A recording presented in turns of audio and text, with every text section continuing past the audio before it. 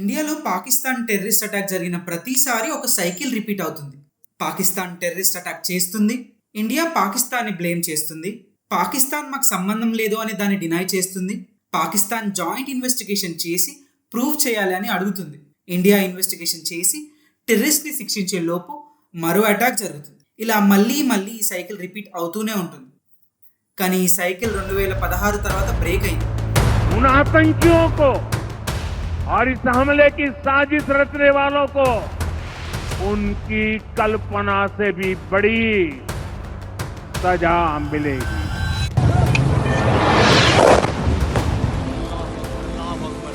ఒకసారి ఆలోచించండి, ఒక దేశానికి ఎన్ని రకాల సమస్యలు ఉండొచ్చో అన్ని సమస్యలు పాకిస్తాన్కు ఉన్నాయి. అస్థిరమైన ప్రభుత్వం, ఇంతవరకు పాకిస్తాన్ ఏర్పడిన నుంచి కనీసం ఒక్క ప్రైమ్ మినిస్టర్ కూడా వాళ్ళ టెన్యూర్ని కంప్లీట్ చేసింది లేదు. పాక్ ప్రజలకు సరిగ్గా తిండి అందించడానికి లోన్ కోసం నిత్యం IMF ముందు మోకరిల్లుతుంది. గవర్నమెంట్కి వచ్చే రెవెన్యూలో 40 నుంచి 50% ఇంట్రెస్ట్ కట్టడానికే పోతుంది. మరోవైపు బలూచిస్తాన్ ఇండిపెండెన్స్ కోసం పాకిస్తాన్లో నిలకడ లేకుండా చేస్తుంది. అయినా సరే పాకిస్తాన్ తన సమస్యలను కూడా మర్చిపోయేంతలా ఇండియాని ఎందుకు రెచ్చగొడుతుంది? పాకిస్తాన్ లక్ష్యం ఇండియాని 1000 గాయాలు చేసి దెబ్బతీయడం. ఇది ఎవరో ఒక పాక్ వ్యక్తి అన్న మాట కాదు, ఇది పాకిస్తాన్ మిలిటరీ డాక్ట్రైన్. ప్రతి దేశానికి మిలిటరీ డాక్ట్రైన్ ఉంటుంది. ఇది బేసిక్గా ఆ దేశం మిలిటరీ యొక్క పర్పస్ ఇంకా ఎలా పనిచేయాలో చెబుతుంది. ఒకవేళ మీరు ఇండియా మిలిటరీ డాక్ట్రైన్ చూస్తే మనది చాలా వరకు డిఫెన్సివ్. ఈ వీడియోలో పాకిస్తాన్ ఎందుకు ఇండియా మీద ఈ స్థాయిలో ద్వేషిస్తుందో, దీని వెనుకున్న మిలిటరీ డాక్ట్రైన్ అర్థం ఏంటి, ఇంకా ఎలా మొదలైందో తెలుసుకుందాం. అలాగే డాక్ట్రైన్ ఎలా కాశ్మీర్లో టెర్రరిజం రూపంలో బయటపడింది, ప్రత్యేకంగా పహల్గామ్లో హిందువులపై జరిగిన దాడి ద్వారా దాని వెనుకున్న అసలైన ఉద్దేశం ఏంటో కూడా డిస్కస్ చేద్దాం. Pakistan had decided to bleed India with 1,000 cuts. This is a stated policy of Pakistan. Pakistan Indians పై ఇలా టెర్రరిస్ట్ అటాక్ చేయించడం లేదా ముందు మాట్లాడుకున్న పాక్ మిలిటరీ డాక్ట్రైన్ 1947 పాకిస్తాన్ ఏర్పడిన నుంచే మొదలవ్వలేదు. 1947, 1948, 1965లో పాకిస్తాన్ ఇంకా ఇండియా యుద్ధాలు మిలిటరీ మధ్య జరిగాయి. కానీ వీటి మధ్య జరిగిన మరో యుద్ధం పాకిస్తాన్ మిలిటరీ క్యాపబిలిటీస్ పై సందేహం తెచ్చాయి. నేను మాట్లాడుతున్న యుద్ధం అదే.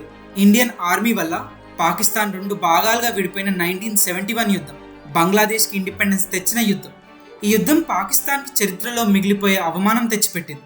ఎంత అవమానం అంటే ఇండియన్ ఆర్మీ ఈస్ట్ పాకిస్తాన్, ఇప్పటి బంగ్లాదేశ్లో ప్రవేశించి పాకిస్తాన్ సైన్యాన్ని తీవ్రంగా వెనక్కి నెట్టింది.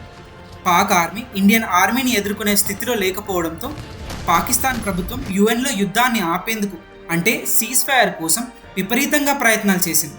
సుమారు 13 రోజులు పాక్ ప్రయత్నం చేసినా సీజ్ ఫైర్ జరిపించలేకపోయింది. ముఖ్యంగా రష్యా ఇమీడియట్ సీజ్ ఫైర్కి ఓటు వేయకపోవడం వల్ల. ఈలోగా ఇండియన్ ఆర్మీ ఈస్ట్ పాకిస్తాన్లోని చాలా ప్రాంతాలను స్వాధీనం చేసుకుంటూ ముందుకు సాగింది. ఇదే సమయంలో UNలో పాకిస్తాన్ అప్పటి foreign minister Zulfikar Ali Bhutto UN immediate cease fire చర్యలు తీసుకోలేకపోయిందని తన చేతిలో ఉన్న పేపర్స్ని చింపి తీవ్ర ఆవేశం, అవమానంతో మీటింగ్ని వదిలి వెళ్ళిపోయాడు. I find it disgraceful to my person and to my country to remain here a moment longer than necessary. Why should I waste my time here in the Security Council? I'm going. Bhutto walkout చేసిన next డేనే Pakistan army surrender అయింది. బంగ్లాదేశ్ ఏర్పడింది. ఈ యుద్ధం వల్ల పాకిస్తాన్కు ఇండియాని conventional war అంటే డైరెక్ట్ మిలిటరీ వార్తో గెలవలేదని స్పష్టంగా అర్థమైంది.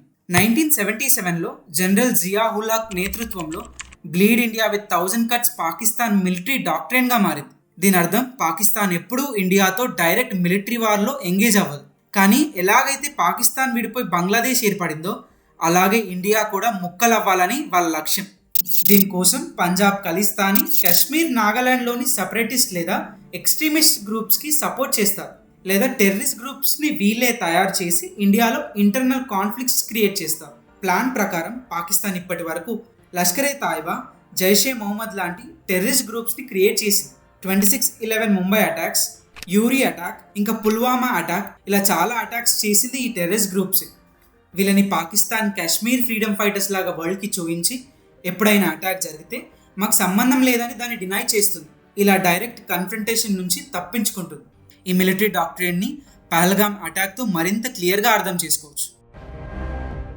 Print media journalist Shekhar Gupta ఒక ఆర్టికల్లో పహల్గామ్ అటాక్ ఎందుకు చేసి ఉండొచ్చో చెప్పాడు. ఏప్రిల్ 16 అంటే పహల్గామ్ అటాక్ జరిగిన 6 రోజుల ముందు పాకిస్తానీ మిలిటరీ జనరల్ అజిమ్ మున్నీర్ ఒక అగ్రెసివ్ స్పీచ్ ఇచ్చాడు. ఇందులో 2 విషయాలు అగ్రెసివ్గా అన్నాడు. ఒకటి, Government stance on Kashmir is absolutely clear. It was our jugular vein. It is our jugular vein. We will not forget it. Jugular vein neck ఇంకా హెడ్ నుంచి బ్లడ్ని హార్ట్కి పంపుతుంది. ఒకవేళ ఇది డ్యామేజ్ అయితే మనం బ్రతకలేము. అలాగే కాశ్మీర్ కూడా పాకిస్తాన్కి పొలిటికల్గా, స్ట్రాటజీ వైజ్, ఐడెంటిటీ పరంగా ఇంపార్టెంట్ అని ఇలా అంటారు.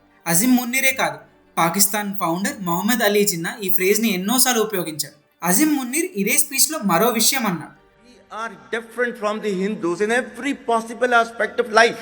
Our religion is different. Our customs are different. Our traditions are different. That was the foundation of the two-nation theory that was laid there. That we are two nations. We are not one nation. Pakistan ఏర్పడిందే 2 nation theory basis పైన. మొహమ్మద్ అలీ జిన్నా హిందువులు మరియు Muslims కలిసి ఉండలేరని వాదించి పాకిస్తాన్ ఏర్పాటుని సమర్థించాడు. ఇదే logic ప్రకారం ముస్లిం majority ఉన్న కాశ్మీర్ పాకిస్తాన్కి చెందాలని వారు వాదిస్తారు. కానీ ఇండియా దీన్ని రాంగ్ అని ప్రూవ్ చేసింది. ఇక్కడ హిందువులు మరియు ముస్లింలు శాంతియుతంగా కలిసి ఉంటారు. ఇది పాకిస్తాన్ ఉనికిని ప్రశ్నించే విషయం. అయినప్పటికీ పాకిస్తాన్ తన సిద్ధాంతాన్ని నిరూపించడానికి ప్రయత్నిస్తూనే ఉంది. కానీ ప్రూవ్ చేసేదెలా? ఇండియాలో హిందూస్ ముస్లిమ్స్ మధ్య టెన్షన్ క్రియేట్ చేసి. పహల్గామ్ అటాక్లో హిందూస్ని చంపడానికి కూడా ఇది ఒక కారణం కావచ్చు అని జర్నలిస్ట్ శేఖర్ గుప్తా అన్నాడు. ఇదే కాదు, చాలా అటాక్స్ కేవలం హిందూస్నే టార్గెట్ చేసినవి ఉన్నాయి. కాశ్మీర్ పండిట్స్ మీద అటాక్ కావచ్చు, ఆగస్ట్ 2000లో అమర్నాథ్ యాత్రికుల మీద అటాక్ కావచ్చు. ఇలా హిందూస్ని టార్గెట్ చేస్తే హిందూస్ ముస్లిమ్స్కి వెనుతిరుగుతారని వాళ్ళ స్ట్రాటజీ. అదే సమయంలో పాకిస్తాన్ అఫీషియల్స్ ఇంటర్నేషనల్ ప్లాట్ఫామ్స్లో, మీడియా సమావేశాల్లో భారతదేశంలో ముస్లిమ్స్ మైనారిటీలు ప్రమాదంలో ఉన్నట్లు చూపిస్తున్నారు. అలానే నిజంగా పాకిస్తాన్కి ఇండియన్ ముస్లిమ్స్ పైన శ్రద్ధ ఉందా అంటే మన ఇండియన్ ముస్లిమ్స్ని వదిలేయండి. 1999 కార్గిల్ వార్లో వాళ్ళ సొంత సోల్జర్ డెడ్ బాడీస్ని తీసుకోవడానికి పాకిస్తాన్ నిరాకరించింది. ఆఖరికి ఇండియన్ సోల్జర్స్ వాళ్ళకి మిలిటరీ హానర్స్తో కార్గిల్లోనే సమాధి చేశారు. పహల్గామ్ అటాక్ కాశ్మీర్లో జరుగుతున్న మార్పులు కూడా కారణం కావచ్చని ఇదే ఆర్టికల్లో శేఖర్ గుప్తా అన్నాడు. ఎప్పటి నుంచో కాశ్మీర్లో వేరే ఇండియన్ స్టేట్స్ వాళ్ళు సెటిల్ అవుతారని పాకిస్తాన్ భయపడుతూ వస్తుంది. కానీ రివర్స్లో కాశ్మీరియన్సే ఇండియా అంతటా సెటిల్ అవుతున్నారు. ఇండియాతో కాశ్మీర్ ఇంటిగ్రేట్ అవుతూ వస్తుంది. గత 3 సంవత్సరాలుగా జమ్మూ అండ్ కాశ్మీర్లో పరిస్థితులు స్టెబిలైజ్ అవుతున్నాయి. 2024లో 2,90,00,000 టూరిస్ట్ నుంచి 2025లో 3,20,00,000కు పైగా పెరుగుతుందని అంచనా వేయబడింది. టూరిజం గ్రోత్కి స్టెబిలిటీ ఎంత ఇంపార్టెంటో మనకు తెలుసు. టూరిజం కాశ్మీర్ ఎకానమీకి మెయిన్ సోర్స్. కాశ్మీర్ వ్యాలీ అంతటా, ముఖ్యంగా పెహల్గామ్ వ్యాలీ ఇంకా చుట్టుపక్కల హోటల్స్ ఇంకా రిసార్ట్స్ కన్స్ట్రక్షన్ బూమ్ స్పష్టంగా కనిపిస్తుంది. టూరిజం ఒక కోణం మాత్రమే. ఎడ్యుకేషన్ డెవలప్మెంట్ చూస్తే యంగ్ కాశ్మీరీస్ చదువుల కోసం బయటకు వెళ్తున్నారు మరియు దేశం అంతటా జాబ్స్ చేస్తున్నారు. యూత్ ఇప్పుడు టెర్రరిస్ట్ గ్రూప్స్కి సపోర్ట్ చేయడం, ప్రతి సంవత్సరం టెర్రరిస్ట్ జాయినింగ్స్ తగ్గుకుంటూ వస్తుంది. ఇదంతా కాశ్మీర్ స్టెబిలిటీకి పాజిటివ్ సైన్. ఈ విధంగా కాశ్మీర్ ఇండియాతో ఇంటిగ్రేట్ అవుతూ వస్తుంది. కానీ ఇదే పాకిస్తాన్ పీడకల. కాశ్మీరియన్స్ని ఇండియాకి వ్యతిరేకంగా తిరగబడ్డానికి చేసిన ప్రయత్నాలన్నీ విఫలమయ్యాయి. కానీ నిజంగా ఇండియాలో కమ్యూనల్ టెన్షన్స్ అస్సలు లేవా అంటే ఉన్నాయి. ముస్లిమ్స్ హిందువులను అటాక్ చేసిన సంఘటనలు ఉన్నాయి. హిందూస్ ముస్లిమ్స్పై అటాక్ చేసిన సంఘటనలు కూడా ఉన్నాయి. మరి ఇండియా యూనిటీగా ఉండాలంటే సొల్యూషన్ ఏంటి? ఒకవేళ నేను లేదా మీరు మనం యూనిటీగా ఉండాలి, కలిసి ఉండాలి అని అనుకుంటే ఇది సరిపోదు. మన ఐడియాలజీస్, థాట్స్ సొసైటల్ ఇష్యూస్పై మీడియా, పొలిటీషియన్స్ ఇంకా ఇన్ఫ్లుయెన్స్ ద్వారా డిసైడ్ అవుతాయి. కాబట్టి వాళ్ళు యూనిటీని సపోర్ట్ చేయాలి. అంతకంటే ముఖ్యంగా హేట్ స్ప్రెడ్ చేయొద్దు. పాకిస్తాన్ బ్లీడ్ ఇండియా విత్ 1000 కట్స్తో ఇండియాని డివైడ్ చేయడానికి చాలా ప్రయత్నించింది. కానీ ఇండియా పాకిస్తాన్ని సమర్థవంతంగా ఎదుర్కొంది. పాకిస్తాన్కి అత్యంత పెద్ద ఓటమి ఇండియా డెవలప్మెంట్ ఇంకా యూనిటీ. ఇంత ప్రయత్నించిన పాకిస్తాన్ సాధించింది ఏంటి?